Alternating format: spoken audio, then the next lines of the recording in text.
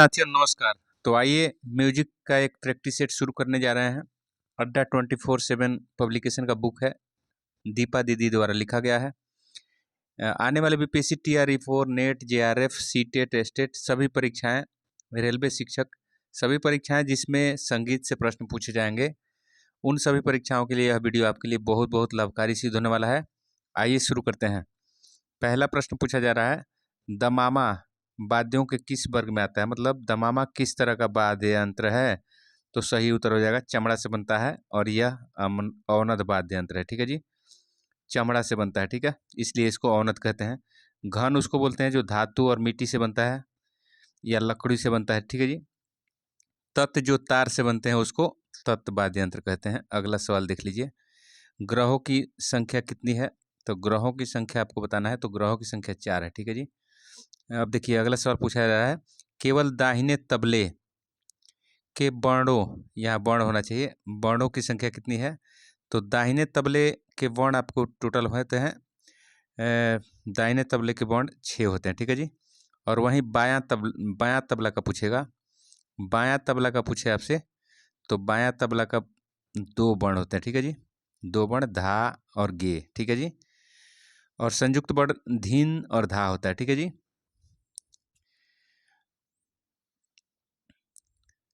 बायां तबला का 2 वर्ण होता है गे और घे। ठीक है जी, अगला सवाल देख लीजिए, 4 नंबर देखिए, उस्ताद बड़े मुन्ने खां किस घराने से थे। उस्ताद बड़े मुन्ने खां किस घराने से थे।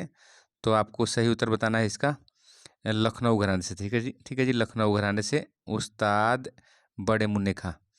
5 नंबर सवाल आपसे पूछा जा रहा है, ताल जो वाद्य यंत्र है किस वर्ग में आता है। तो ये आता है औनद में। ठीक है जी, औनद वाद्य यंत्र चमड़ा। ठीक है जी, चिपली, चिपली जो वाद्य यंत्र है यह लय वाद्य यंत्र में आता है, तो यह किस वर्ग में रखा जाता है। तो ये घन।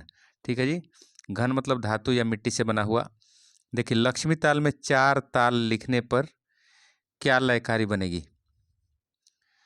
तो लक्ष्मी ताल में देखिए, लक्ष्मी ताल में देखिए, लक्ष्मी ताल को 4 ताल में लिखने पर देखिए, तो लक्ष्मी ताल में टोटल कितनी मात्राएं होती हैं आपको बताना है।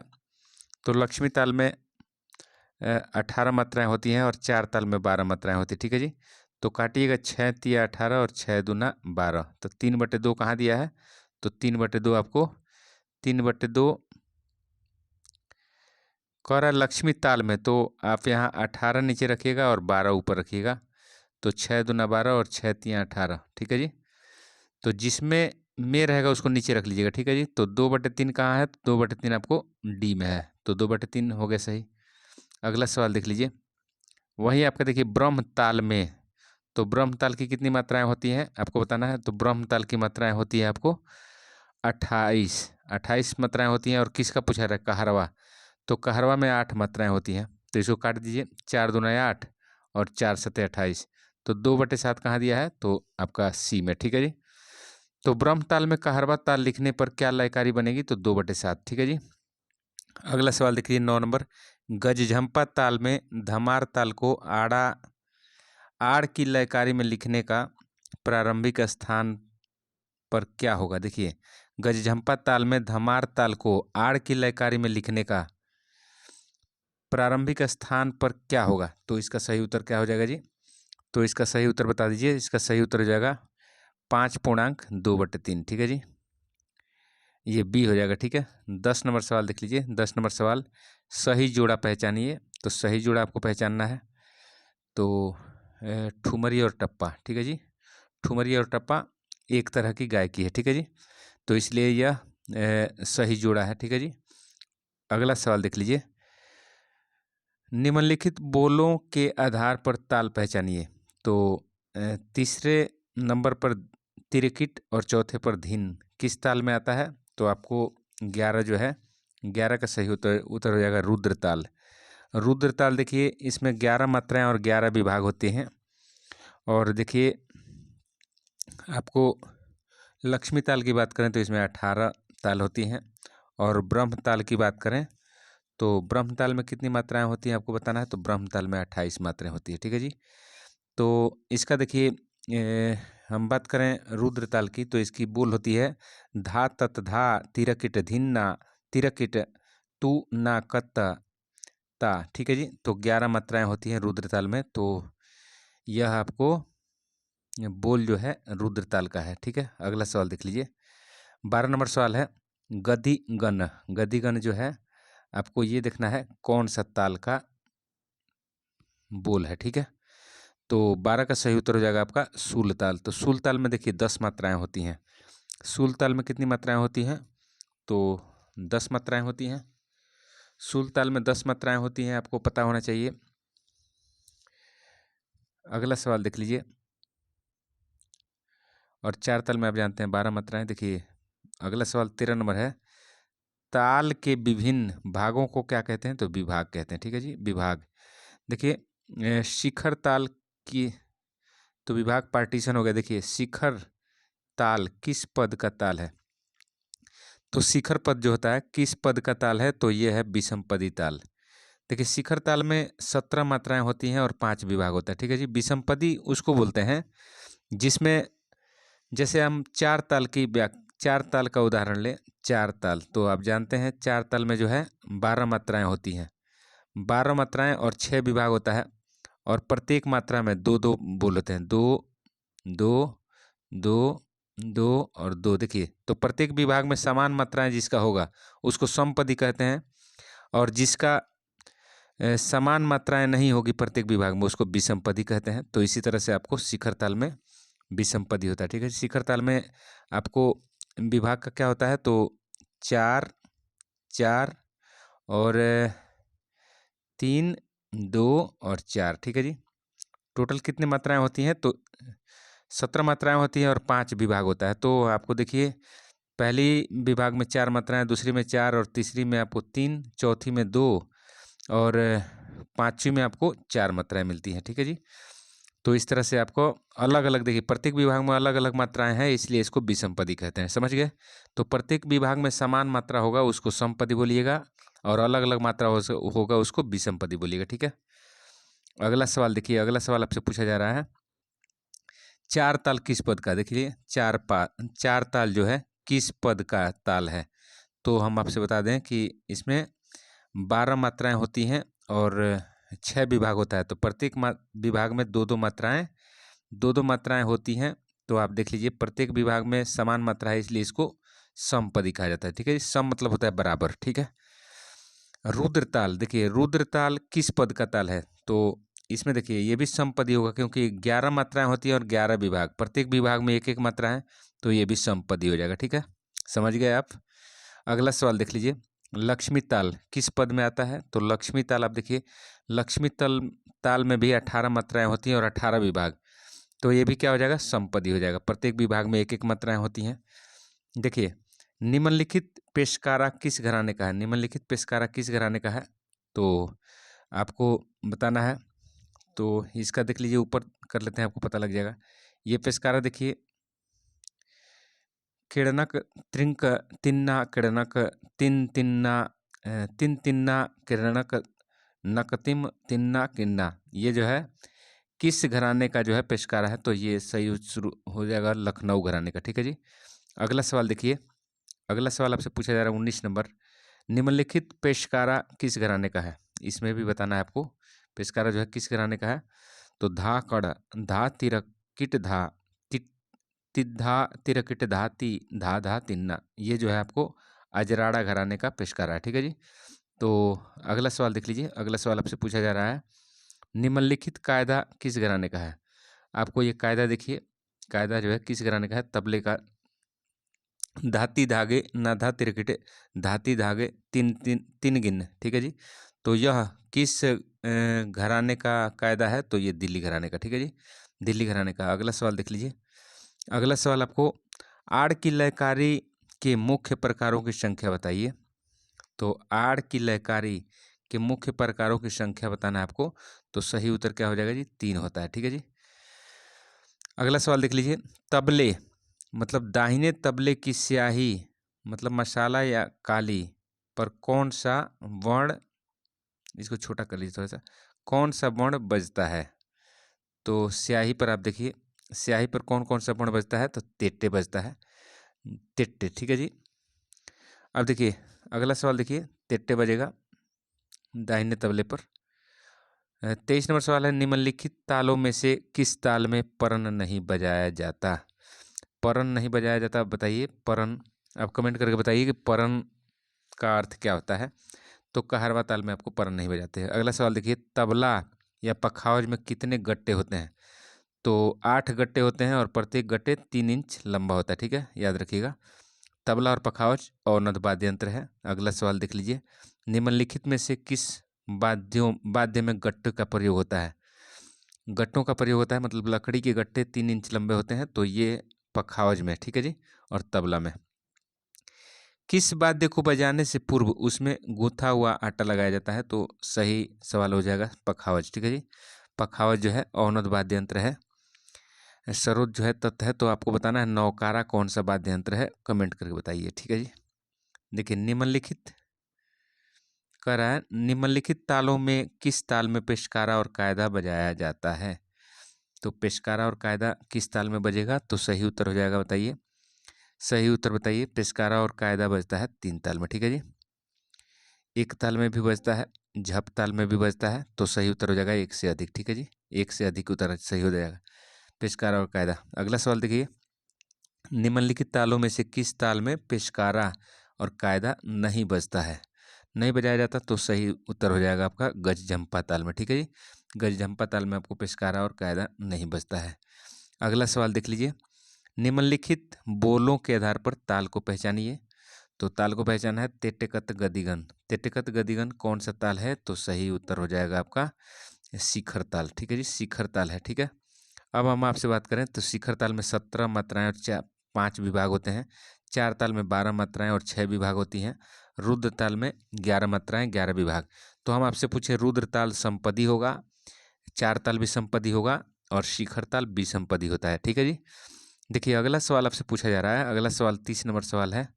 30 नंबर सवाल में लिखा रहा है, निम्नलिखित बोलों के आधार पर आपको ताल को पहचानना है। ठीक है जी, ताल को पहचानना है। तो तिरकिट धिन्ना, तो तिरकट धिन्ना आड़ा 4 ताल है कि क्या है आपको बताना है। तो झूमरा ताल है। ठीक है जी। कौन सा ताल है? तो झूमरा ताल। हम यहाँ बात करें लक्ष्मी ताल की, तो ये 18 मात्राएं होती हैं इसमें। और उसके बाद अब यदि हम झूमरा ताल की बात करें तो इसमें 14 मात्राएं और 4 विभाग होता है। ताली इसमें 3 होता है और खाली 1 होता है। ठीक है जी। अगला सवाल देखिए, किस औनद वाद्य में डोरी का प्रयोग होता है, रस्सी का प्रयोग होता है? तो आप जानते हैं ढोलक में। ठीक है जी, ढोलक में। और पखावज में भी होता है डोरी का प्रयोग। डोरी का प्रयोग, रस्सी का प्रयोग, तो आप मेनली आप इसको ढोलक ही मानते हैं। और यदि पखावज को माना जाए तो आपका डी हो जाएगा 1 से अधिक। ठीक है जी। अगला सवाल देखिए, किस वाद्य को मिजराब से बजाया जाता है? तो मिजराब से आप किसको बजाते हैं? तो मिजराब से हम बजाते हैं सितार को। ठीक है जी। सितार जो है आपका तत्व वाद्य यंत्र है और तबला जो है औनद है। वायलिन बताइए, वायलिन भी तत्व वाद्य यंत्र है और यह विदेशी वाद्य यंत्र है। ठीक है जी। किस वाद्य में तरब के तार होते हैं? तो तरब के तार आपको सितार में होते हैं। ठीक है जी। अगला सवाल देख लीजिए, सारंगी में कितने तार होते हैं बताना है कमेंट करके। देखिए निम्नलिखित में से कौन सा वाद्य गज से बजाया जाता है? तो गज से बजाया जाने वाला वाद्य यंत्र का नाम बता दीजिए। तो सारंगी है। ठीक है जी। तो अगला सवाल देखिए, सबसे प्राचीन वाद्य यंत्र कौन है, कमेंट करके बताइए। देखिए झप ताल में बेदम की तिहाई का 1 भाग कितनी मात्रा का होगा? तो झप ताल में बेदम की, देखिए झप ताल के बेदम की तिहाई मतलब बिना रुके हुए बजाना। तो झप ताल आप 10 मात्रा का होता है और तिहाई मतलब 3 बार बजाइएगा और लास्ट में एक धा आएगा सम, तो 10 या 30, 30 और एक 31, 31 मात्रा, मतलब तिहाई बजाना था 3 से भाग दीजिए तो 31/3 मात्रा। ठीक है जी, ये हो जाएगा। ठीक है। अगला सवाल देख लीजिए, 36 नंबर सवाल आपसे पूछा जा रहा है, भातखंडे स्वर लिपि पद्धति के रचयिता का पूरा नाम बताइए। तो पंडित विष्णु नारायण भातखंडे। ठीक है जी, आंसर क्या हो जाएगा? पंडित विष्णु नारायण भातखंडे। अगला सवाल देखिए, लग्गी और लड़ी का प्रयोग किस ताल में होता है? तो लग्गी और लड़ी का प्रयोग किस ताल में होगा? तो दादरा ताल में। ठीक है। अगला सवाल देखिए, निम्नलिखित में किन 2 तालों के मात्रा की संख्या का योग 31 है? तो देखिए शिखर ताल की बात करें तो मात्रा 17 होता है और 4 ताल में 12, तो जोड़िएगा टोटल तो कितना होगा? 29 होगा। और देखिए 4 ताल की बात करें तो 12 मात्राएं, धमार में 14, तो जोड़िएगा तो कितना होगा जी 26। और देखिए शिखर ताल में 17 और धमार ताल में 14, तो जोड़िएगा कितना हो जाएगा 31। ठीक है जी, तो सही उत्तर हो जाएगा सी। सही उत्तर सी हो गया। ठीक है जी, अगला सवाल देख लीजिए। किस तिहाई का आकार कितना बड़ा होता है? मतलब तिहाई का बड़ापन या छोटापन किस पर निर्भर करता है? एक से अधिक आवर्तन बजाइएगा तो वो तिहाई लंबा होगा, बड़ा होगा। ठीक है जी, अगला सवाल देख लीजिए। अगला सवाल लिख रहा है मूल लय कितने प्रकार के होते हैं? तो मूल लय आप जानते हैं 3 प्रकार के होते हैं, द्रुत लय, मध्य लय और विलंबित लय। ठीक है जी, 3 लय होते हैं। देखिए भारतीय संगीत के इतिहास का आधुनिक युग कब से शुरू होता है? तो 19वीं सदी के प्रारंभ, मतलब 18वीं सदी से, सन 1800 ईस्वी से शुरू हो जाता है आधुनिक काल। ठीक है, अगला सवाल देख लीजिए। अगला सवाल लिख रहा है उस ताल का नाम बताना है जिसकी मात्रा संख्या और विभाग संख्या दोनों 18 है। तो मात्रा और विभाग दोनों 18 है, तो ये सही उत्तर हो जाएगा आपका लक्ष्मी ताल। ठीक है जी, लक्ष्मी ताल में 18 मात्राएं, 18 विभाग, ये समपदी होता है। क्या होता है जी? समपदी। प्रत्येक विभाग में समान मात्राएं होती हैं। गजझंपा ताल की बात करें तो 15 मात्राएं होती हैं।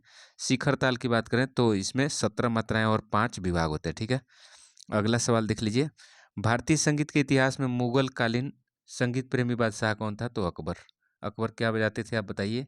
हम बताते हैं औनद वाद्य यंत्र बजाते थे, उसका नाम क्या है बताना है कमेंट करके। 44 नंबर सवाल आपसे पूछा जा रहा है मध्य युग में विकसित गायन शैली का नाम बता दीजिए। तो सही उत्तर हो जाएगा ध्रुपद। ध्रुपद को मर्दाना गीत कहते हैं और इसके गायक को क्या कहते हैं कमेंट करके बताइए। और ध्रुपद के जनक किनको कहा जाता है ये भी कमेंट करके बताना है। कमेंट कीजिए, लाइक करिए, सब्सक्राइब करिए, मेरे चैनल को शेयर भी कीजिए। ठीक है जी, देखिए तबले के दिल्ली बाज का दूसरा नाम क्या है? तो किनारे का बाज। ठीक है जी, किनारे का बाज दिल्ली बाज को कहा जाता है। ठीक है, अगला सवाल देख लीजिए। कायदा वादन की समाप्ति कैसे की जाती है? तो कायदा वादन की समाप्ति आपको तिहाई से किया जाता है। ठीक है जी, तिहाई से किया जाता है। अगला सवाल देखिए। गज झंपा ताल को यदि अधगुण में लिखा जाए, अधगुण लय में बजाएं तो कितनी मात्राएं बनेगी? तो गजझंपा ताल आप जानते हैं, गजझंपा ताल 10 मात्रा का होती है। सॉरी, गजझंपा ताल कितनी मात्रा का होती है? तो 15 मात्राएं की होती है, 15 मात्रा का। तो इसको अधगुण करिएगा, अधगुण करिएगा मतलब एक मात्रा को 2 मानिएगा तो ये 2 से गुणा हो जाएगा, तो मतलब 30 हो जाएगा। ठीक है जी, 30 हो गया। ठीक है, अगला सवाल देख लीजिए। अगला सवाल देख लीजिए। एक ताल किस लय में बजाया जाता है?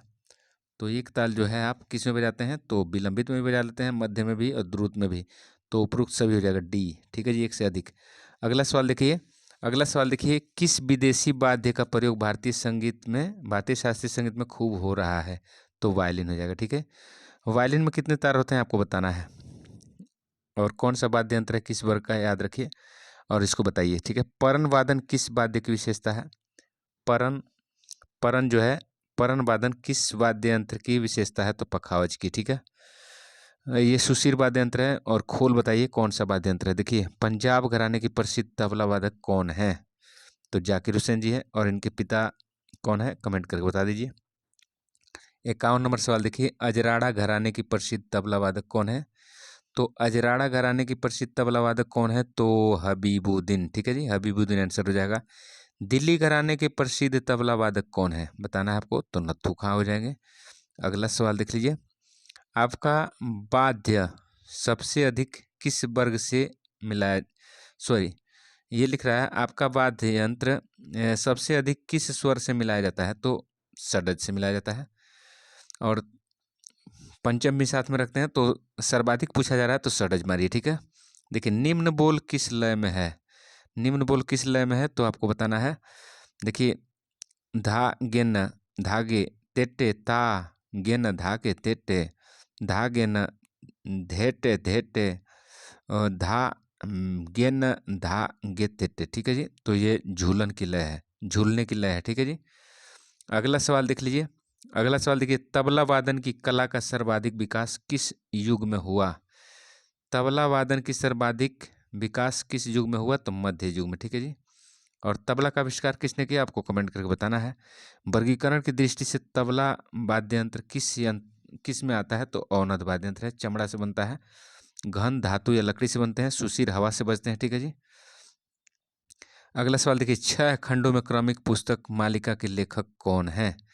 तो कौन है आपको बताना है, पंडित विष्णु नारायण भातखंडे। ठीक है जी। निम्नलिखित संगीतज्ञों में किसका जन्म सबसे पहले हुआ? तो इसका देख लीजिए, किनका जन्म सबसे पहले हुआ आपको बताना है। तो देखिए, अमीर खुसरो का जन्म 13वीं सदी में हुआ, विष्णु दिगंबर का 1872 में, और आपको विष्णु नारायण भातखंडे जी का 1860 में। तो सबसे पहले पूछ रहा है तो ए हो जाएगा, अमीर खुसरो 13वीं सदी में। ठीक है जी, आंसर क्या कर दीजिएगा, ए। अगला सवाल देख लीजिए, कह रहा है निम्नलिखित संगीतज्ञों में सबसे बाद किसका जन्म हुआ? सबसे बाद किसका जन्म हुआ? तो ये पलुस्कर जी 1872 और भातखंडे जी 1860, और ये 1500 ईस्वी में तानसेन। तो जन्म क्या पूछ रहा है, सबसे बाद में। तो सबसे बाद में किनका हुआ? तो पलुस्कर जी का देखिए 1872 में हो रहा है। अगला सवाल देख लीजिए, तबला के बनारस घराने के कलाकार कौन है आपको बताना है। तो इसमें गुदई महाराज जी बनारस घराने के हैं। ठीक है जी। अगला सवाल देख लीजिए, अगला सवाल आपको बताना है, उत्तर भारतीय वाद्यों को कितने श्रेणियों में विभाजित किया गया है? तो 4 वर्गों में बांटा गया है, तत्, सुशिर, औनद, घन। ठीक है जी, 4 हो गया। जाकिर हुसैन किस घराने के तबला वादक हैं? तो आप जानते हैं, पंजाब घराने। ठीक है जी। देखिए, तबला के घरानों की संख्या कितनी है? तो 6 घराना है। तबला के घरानों की संख्या कितनी है? तो 6 घराना है। कमेंट करके बताइए कौन कौन घराना है। तो तबला के कौन कौन घराना है? 6। तो एक हो जाएगा दिल्ली, एक हो जाएगा दिल्ली। उसके बाद बताइए, दिल्ली के बाद आपको लखनऊ में, लखनऊ भी है।